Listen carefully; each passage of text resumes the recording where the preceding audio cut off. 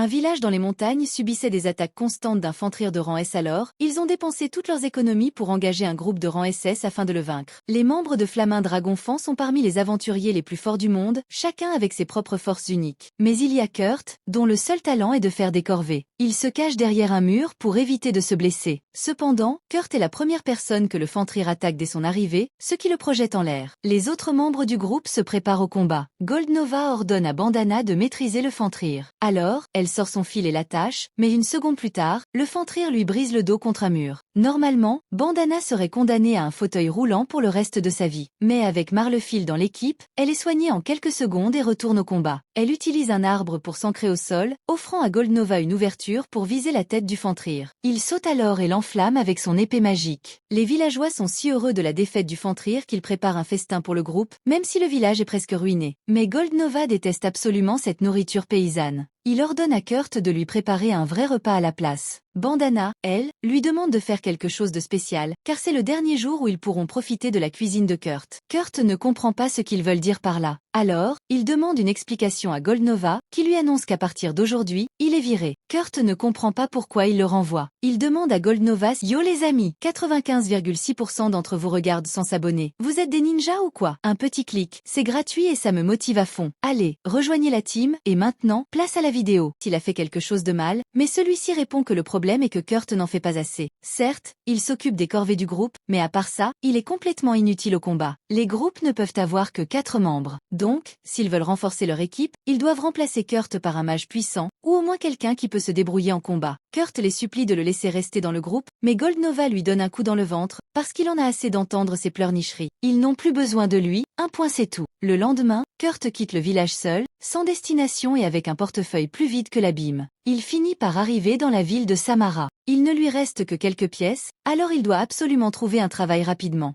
Il trouve une agence d'intérim et décide de tenter sa chance. Il entre et est accueilli par la réceptionniste. Elle lui demande s'il est là pour embaucher ou chercher un travail. Après que Kurt lui explique qu'il cherche un emploi, elle lui annonce qu'elle devra mener un entretien et un test d'aptitude. D'abord, elle demande des informations basiques comme son nom, son âge et son village d'origine. Il lui répond « Je m'appelle Kurtkin, j'ai 15 ans et je viens du village de Haas, dans les montagnes Chine. » Kirchel ignorait qu'il y avait un village dans ces montagnes, mais passons. Elle lui demande quelles ont été ses expériences professionnelles. Kurt lui explique qu'il faisait partie de Flamin Dragonfang, mais qu'il ne faisait que des corvées pour eux, et qu'il a récemment été viré. Kirchel est surprise d'apprendre que Kurt faisait partie d'un groupe de rang S même s'il n'a pas beaucoup contribué. Voir le nom du groupe sur son dossier l'aidera sûrement à trouver un nouveau travail. Kurt est ravi de l'entendre. Maintenant, il ne lui reste plus qu'à passer le test d'aptitude pour que Kirchel puisse déterminer ses forces et ses faiblesses. Dans ce monde, les aptitudes sont des dons accordés par Dieu. Et si Kurt a de la chance, il pourrait découvrir un talent caché aujourd'hui. Les aptitudes sont classées de rang F jusqu'au rang triple S, et la différence entre les rangs est si grande qu'une personne avec une compétence d'épée de rang F pourrait à peine soulever une épée, tandis que quelqu'un avec un rang A pourrait fendre un rocher en 200 efforts. Kurt est impatient de découvrir s'il a un talent, mais malheureusement, toutes ses aptitudes de combat sont rangées F. Il n'a donc aucun espoir d'exercer un rôle combatif. Kurt perd immédiatement tout espoir, mais Kirchel lui dit qu'il pourrait encore avoir une bonne compétence artisanale, comme l'alchimie ou la forge. Cependant,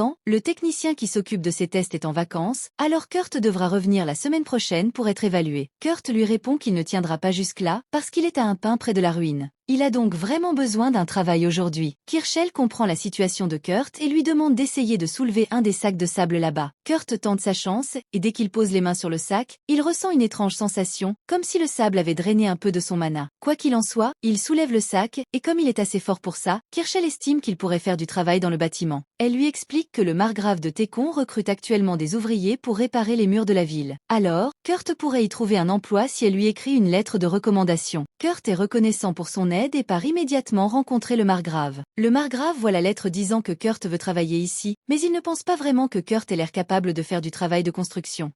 Cependant, il a besoin de toutes les mains disponibles, alors il décide de lui donner une chance. Il lui dit de préparer du ciment et de l'utiliser pour réparer le mur. Son salaire sera déterminé par la quantité de travail qu'il fournit. Le margrave reviendra plus tard pour vérifier l'avancée de Kurt et lui dit qu'il ferait mieux de se mettre au travail rapidement, car s'il n'a pas utilisé au moins un demi-haril de ciment à son retour, son salaire sera minime. Kurt veut poser une question, parce que le margrave n'a rien dit sur le fait d'infuser du mana dans le ciment pour le renforcer, mais il décide de se taire, car c'est probablement une connaissance commune. Malgré tout, il est surpris que le quota ne soit que d'un demi-haril de ciment, car cela semble beaucoup trop facile. Alors, Kurt décide d'utiliser autant de ciment que possible avant le retour du margrave. Lorsque le margrave revient, il est choqué de voir que Kurt a déjà terminé toute une section du mur. Kurt s'excuse, parce qu'il aurait pu faire plus, mais il a manqué de ciment à mi-chemin. Le margrave a encore du mal à croire que Kurt a réparé plus d'un tiers de l'énorme mur ouest. Alors, il lui demande comment il a réussi à réparer le haut du mur. Kurt explique qu'il a juste lancé le ciment là-haut et utilisé un bâton pour lisser. Normalement, le margrave aurait traité Kurt de menteur, parce que cela semble impossible, mais Kurt a clairement réussi. Il doit donc dire la vérité. Il demande à Kurt combien de temps il compte travailler ici, et Kurt répond qu'il a juste besoin de ce travail pour une semaine. Cela ravit le margrave. Il lui dit qu'il a assez travaillé pour aujourd'hui et peut rentrer. Le margrave n'a pas assez d'argent sur lui pour payer Kurt pour tout son travail. Alors, il lui donne une petite bourse et promet de lui envoyer le reste via l'agence d'intérim. Kurt est stupéfait, parce que même cette petite bourse contient plus d'argent qu'il n'en a jamais gagné avec le groupe de héros. Les jours suivants, Kurt continue de travailler dur sur la réparation du mur, mais soudain,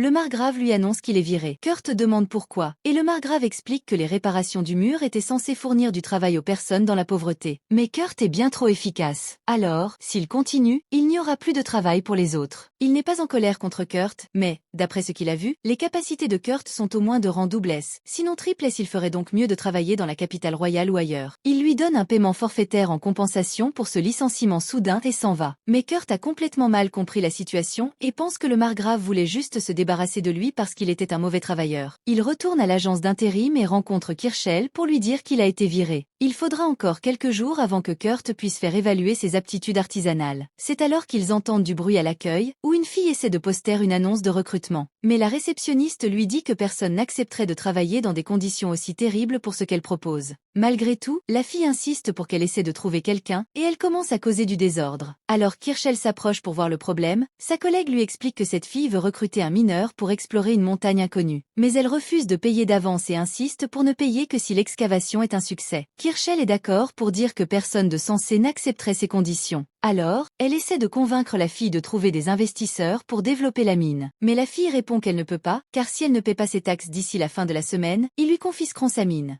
C'est alors que Kurt s'approche et dit qu'il est assez fou pour accepter un tel travail. Après tout, dans son village, il aidait à l'excavation minière, alors il a pas mal d'expérience. Kirschell demande à Kurt s'il est sûr de vouloir accepter, car, avec le contrat proposé, il est tout à fait possible qu'il ne soit jamais payé. Avant que Kurt ne puisse répondre, la fille le coupe et dit qu'elle espérait en fait engager un homme costaud, pas un garçon qui a l'air si faible. Elle se sentirait mal de faire travailler Kurt. Cependant, Toin exigerait au moins 10 pièces d'argent d'avance, et la fille n'a pas cette somme. Alors, elle finit par accepter Kurt. Alors que Kurt et la fille partent, Kirschell se sent coupable de l'avoir laissé prendre ce travail, car ça ne vaut probablement pas le coup. Honnêtement, elle pense que Kurt ferait mieux de travailler dans un bordel, car elle paierait cher pour passer la nuit avec lui. Pendant qu'elle rêve à ça, sa collègue l'interpelle et lui annonce qu'un virement bancaire vient d'arriver. Apparemment, c'est le reste de l'argent que le margrave avait promis d'envoyer pour compenser le travail de Kurt sur le mur. Kirschell s'attendait à environ 50 pièces d'argent, mais c'est en fait un chèque de 200 pièces d'or, une somme énorme. Elle est tellement choquée que Kurt ait pu gagner autant qu'elle trébuche sur les sacs de sable par terre. Sa collègue lui dit de faire attention, car ce ne sont pas des sacs normaux. Ils servent à mesurer la quantité de mana d'une personne et sont censés devenir plus lourds quand quelqu'un avec une grande réserve de mana les touche. Ils ne réagissent généralement pas avec les gens normaux. Alors Kirschell peut les soulever facilement. Elle se souvient que Kurt avait eu beaucoup de mal à le faire il y a quelques jours. Elle commence à se demander s'il est vraiment un garçon ordinaire. Pendant ce temps, Kurt et Yulichia marchent dans la forêt pour rejoindre son campement. Mais, une fois sur place, Kurt est un peu inquiet, car il n'y a qu'une tente. Yulichia dit que la tente est assez grande pour eux deux, mais Kurt répond qu'il ne pourrait jamais dormir s'il était allongé à côté d'une fille aussi mignonne qu'elle. En entendant Kurt la traiter de mignonne, Yulichia se fâche, pensant qu'il essaie de la flatter. Mais Kurt dit qu'il la trouve vraiment mignonne. Yulichia réalise qu'il est sincère, alors elle se calme et lui donne une pomme de terre pour le dîner. Ce n'est qu'une simple pomme de terre bouillie, mais ça fait si longtemps que personne n'a cuisiné pour Kurt qu'il l'apprécie énormément. Il est aussi reconnaissant qu'Ulicia mange avec lui, car Goldnova et les autres du groupe de héros refusaient toujours qu'il mange dans la même pièce qu'eux. Plus tard dans la nuit, Kurt et Yulicia vont se coucher, mais Kurt a du mal à dormir car Yulicia est en sous-vêtements. Il ne pourra jamais s'endormir avec du bois dur, alors il décide de sortir de la tente et de dormir dehors. Dès que Kurt quitte la tente, Yulicia ouvre les yeux, car elle faisait seulement semblant de dormir.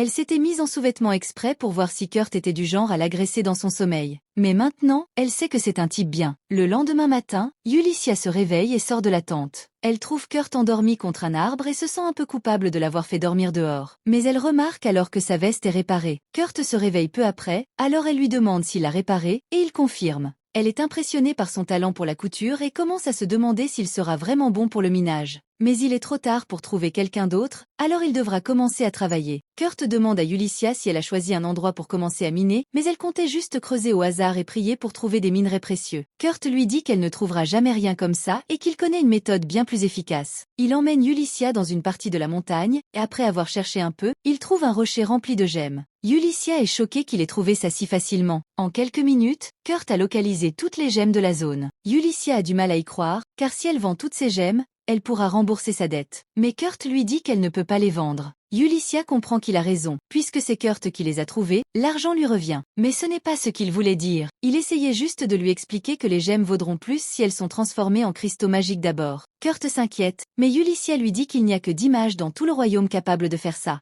Pourtant, pendant qu'elle parle, Kurt vient juste de finir de transformer une gemme en cristal magique. Ulycia est trop stupéfaite pour parler. Non seulement Kurt a créé un cristal magique, mais il l'a fait instantanément, alors que les mages les plus expérimentés mettent au moins 1 heure pour y parvenir. Après que Kurt a fini de transformer toutes les gemmes en cristaux, il accepte qu'Ulycia aille les vendre. Elle part donc, tandis qu'il reste sur la montagne, car il a encore quelque chose à faire. Ulycia se rend à l'agence des douanes de la ville, et leur dit qu'elle veut vendre des cristaux magiques dans la capitale royale. Mais les cristaux magiques sont extrêmement précieux, alors l'agent lui demande où elle les a obtenus. Il ne la croirait jamais si elle disait qu'un garçon inconnu les a créés. Alors, elle montre son emblème de la famille royale pour qu'il cesse de poser des questions. C'est un peu un bluff, car elle ne travaille plus pour la famille royale depuis un moment, et ils ont oublié de lui reprendre son emblème. Mais ça marche, alors l'agent des douanes l'autorise à utiliser le cercle de téléportation pour la capitale. Une fois sur place, elle se rend chez une vieille amie et dit à Mimiko qu'elle a des gemmes magiques à vendre. Mimiko les examine, au premier abord, elles ne semblent pas valoir grand-chose. Mais en regardant de plus près, elle découvre qu'elles contiennent 10 fois plus de mana que la normale. Alors, ces cristaux valent 10 pièces d'or chacun.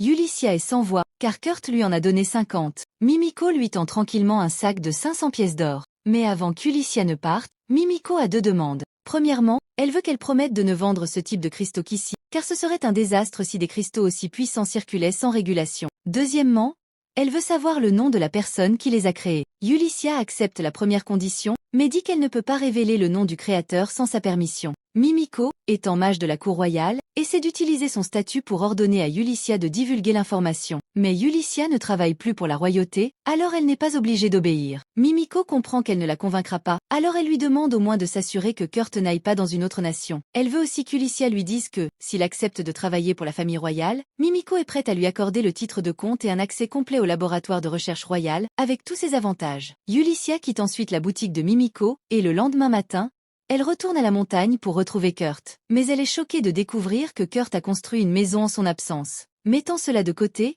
Ulycia explique qu'une de ses amies souhaite engager Kurt comme mage royal. S'il accepte le poste, il sera traité comme un noble, ce qui lui garantira un bon salaire avec des avantages. Quoi qu'il arrive, Kurt a du mal à croire qu'on lui propose vraiment un emploi aussi impressionnant, mais Ulycia assure que l'offre est sincère. Elle lui demande ce qu'il veut faire, mais Kurt dit qu'il va décliner.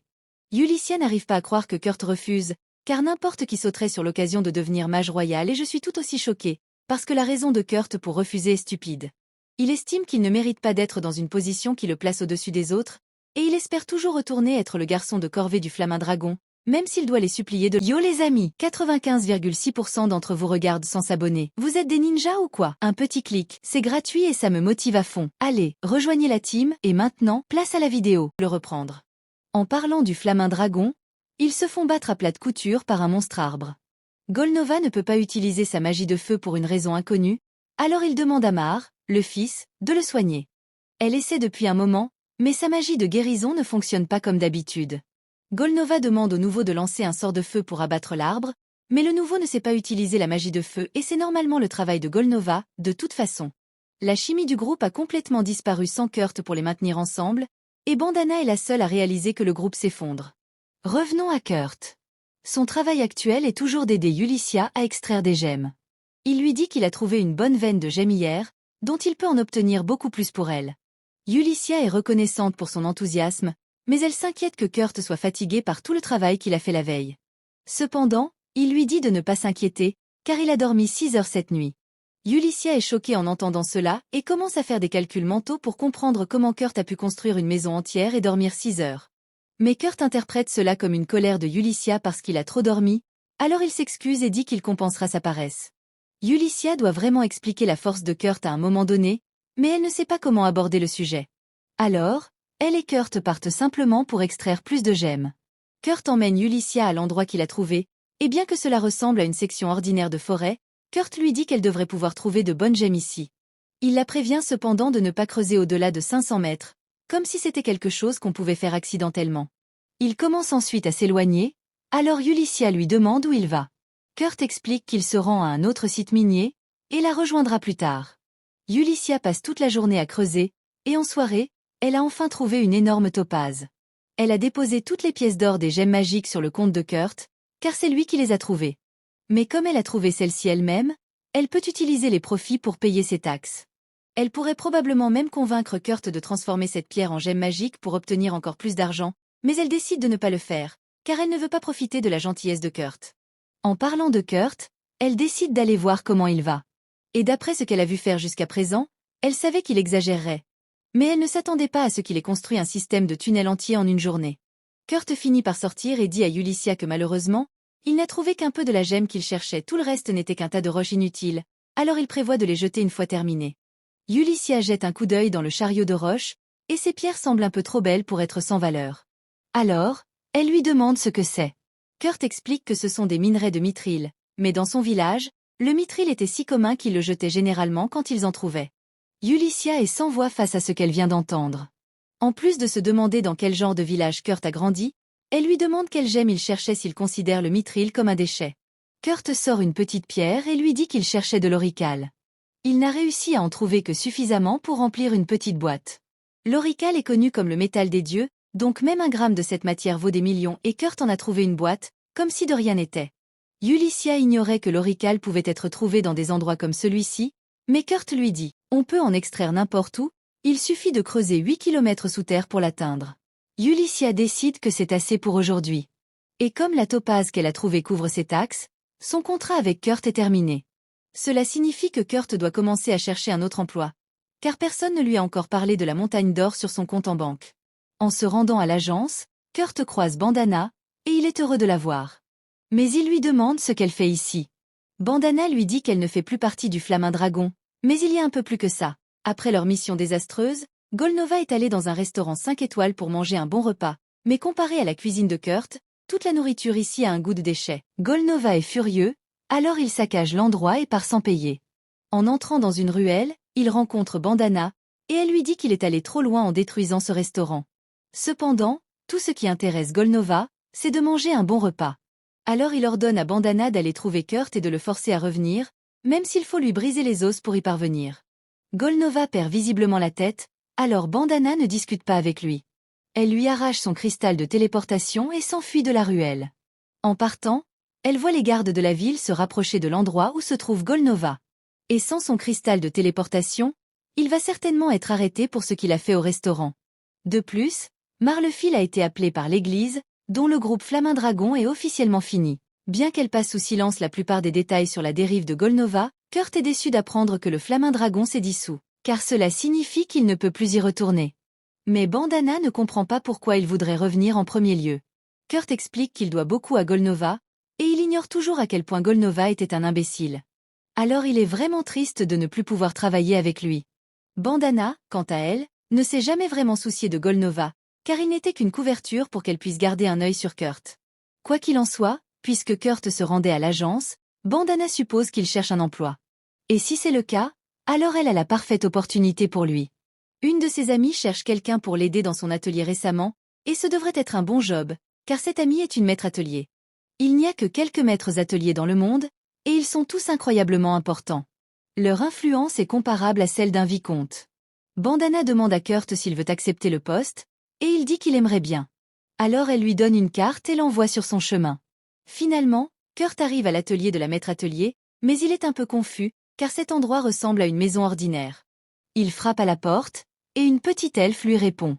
Au début, Kurt est un peu choqué, car il ne s'attendait pas à ce que la maître atelier soit une si petite fille. Mais Michel explique qu'elle est en fait l'assistante de la maîtresse. Dans ce cas, Kurt lui dit qu'il est là pour un emploi. Michel est ravi de l'entendre, car elle a besoin de toute l'aide possible. Elle emmène Kurt dans la cuisine, et dès qu'il y met les pieds, il sent une puanteur infernale. Michel s'excuse pour le désordre, mais la maîtresse l'a fait travailler sans arrêt, alors elle n'a pas eu l'occasion de vraiment nettoyer. Juste à ce moment, la maîtresse appelle Michel, qui s'enfuit en demandant à Kurt de l'aider à nettoyer la cuisine. Kurt est un peu déçu, car il pensait aider la maître atelier, mais les corvées sont assez simples pour lui. Alors il se met au travail. Minutes plus tard, Kurt a nettoyé toute la cuisine, et Michel ne lui a pas vraiment dit ce qu'il doit faire ensuite. Alors il va dans les couloirs à sa recherche. Il trouve une porte dans l'un des couloirs, frappe, et une fille à l'intérieur lui dit d'entrer. Cependant, quand Kurt entre, il voit la fille pratiquement nue sur son lit.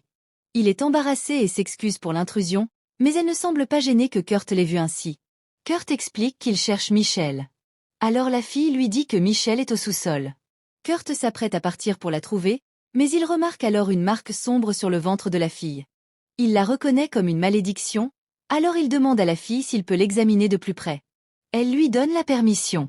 Alors Kurt s'approche d'elle et commence à toucher la zone maudite. Les malédictions comme celle-ci détruisent généralement les organes internes autour de la zone affectée, donc cela doit être incroyablement difficile pour la fille de manger. Mais il s'avère que son estomac est intact. Alors Kurt propose de lui préparer à manger. Pendant ce temps, Yulichia rencontre Mimiko pour discuter du mithril et de l'oricalque que Kurt a trouvé. Kurt ne les a même pas transformés en cristaux magiques cette fois, et la valeur dépasse toujours 50 000 pièces d'or. Alors Yulia commence à s'inquiéter. Elle demande à Mimiko ce qui pourrait arriver si les gens découvrent le talent de Kurt. Dans le meilleur des cas, Kurt sera kidnappé et réduit en esclavage.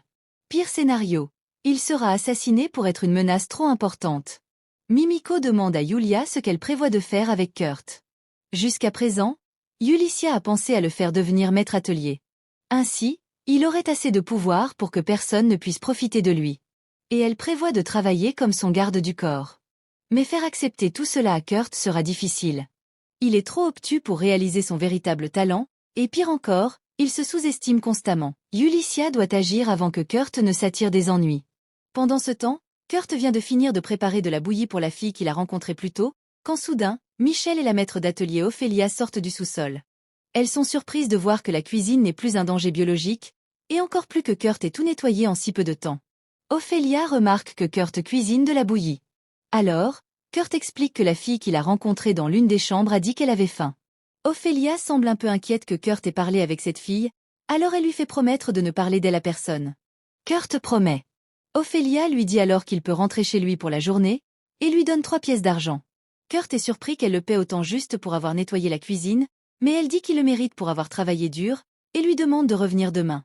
Peu après, Ophélia se rend dans la chambre de la fille avec la bouillie que Kurt a préparée pour elle.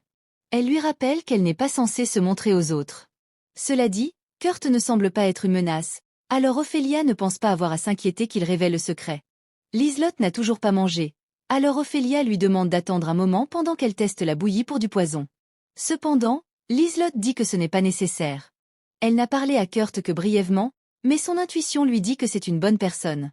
Et de toute façon, il n'y aurait aucun intérêt à essayer de l'empoisonner alors que la malédiction a déjà autant progressé. Elle a dû vivre sa vie en se méfiant de tout le monde, alors pour une fois, elle veut faire entièrement confiance à quelqu'un. Ophélia comprend, alors elle la laisse manger la bouillie. Mais après la première bouchée, Liselotte se met à transpirer abondamment et s'effondre au sol. Ophélia pense que Kurt a vraiment empoisonné la nourriture, alors elle s'apprête à partir pour le traquer et le tuer. Mais soudain, Liselotte se relève et dit qu'elle va bien. En fait, elle se sent mieux que jamais, car la malédiction a été brisée. Ophélia ne sait pas comment interpréter ce qui vient de se passer, car une malédiction comme celle-ci n'est pas facile à briser. Pourtant, elle a indéniablement été brisée par la nourriture cuisinée par Kurt. Au même moment, l'organisation secrète qui a placé la malédiction sur Liselotte tient une réunion. Ils viennent de découvrir qu'elle a été brisée. Ils espéraient l'utiliser pour la tuer à distance, mais maintenant, ils devront recourir à des mesures plus radicales. Plus tard dans la soirée, Ophélia et Liselotte se rendent dans la boutique de Mimiko, car elles ont quelque chose d'urgent à discuter. Liselotte retire sa capuche, et dès que Mimiko et Yulicia voient son visage, elles la reconnaissent comme la 3e princesse du royaume. Ophélia explique Une puissante malédiction a été placée sur Liselotte pour tenter de l'assassiner. On ne sait pas qui en est à l'origine, mais Liselotte est le seul enfant du roi et de la princesse Fran, du royaume de Gurumaku. Donc, son existence est un symbole de paix entre les deux nations, et quelqu'un essaie clairement de provoquer une guerre. Mimiko est contente que Liselotte aille bien, mais elle est surprise qu'elle ait réussi à briser une telle malédiction seule.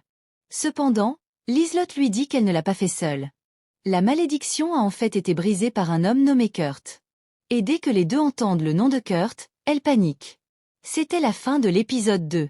Abonnez-vous pour ne pas manquer la suite.